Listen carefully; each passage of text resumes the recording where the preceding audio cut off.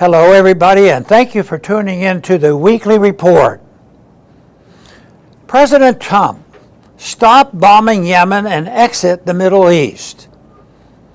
Over the weekend, President Trump ordered a massive military operation against the small country of Yemen. Was Yemen in the process of attacking the United States? No. Did the president in that case go to Congress and seek a declaration of war against the country? No. The fact is, Yemen hadn't even threatened the United States before the bombs started falling. Last year, candidate Trump strongly criticized the Biden administration's obsession with foreign interventionism to the detriment of our problems at home.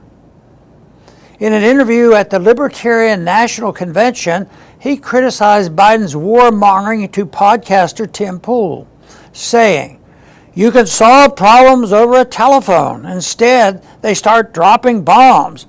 Recently, they're dropping bombs all over Yemen. You don't have to do that."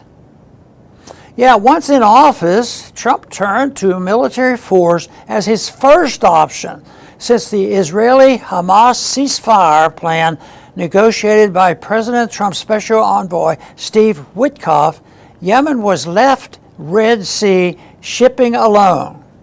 However, after Israel's implemented a total blockade of humanitarian relief to the citizens of Gaza last week, Houthis leaders threatened to again begin blocking Israel's Red Sea shipping activity. That was enough for President Trump to drop bombs and launch missiles for hours, killing several dozen Yemeni citizens, including women and children, in the process. After the attack, Trump not only threatened much more force to be used against Yemen, but he also threatened Iran.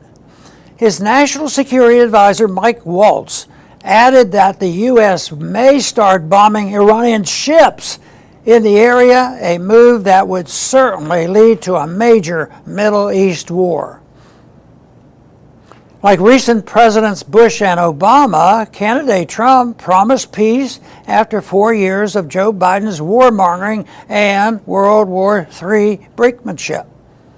There is little doubt that with our war-weary population, this proved the margin of his victory. Unfortunately, as with Bush and Obama, now that he is president, he appears to be heading down a different path. The Republican Party is gradually becoming a pro-peace, American First Party. But the warmongers and the neocons of the old line in the party are not going to let go so easily.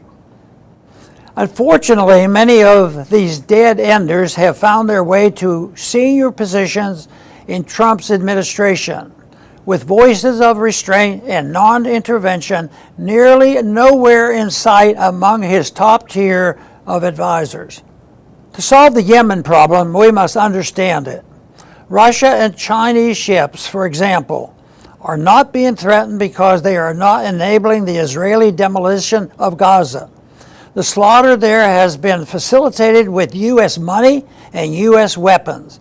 It is the U.S. doing Israelis' bidding, both in Gaza and in the Red Sea, that is painting a target on us and unnecessarily putting our troops at risk of retaliation.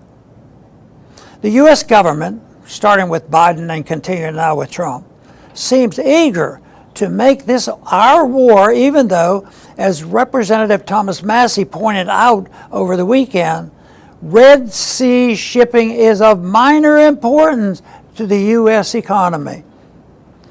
In a real American First foreign policy, we would be following the Russian and Chinese lead in staying out of the conflict. It's not our war. End U.S. military involvement in the Middle East and our troubles disappear. It's really is that simple. Thanks for listening.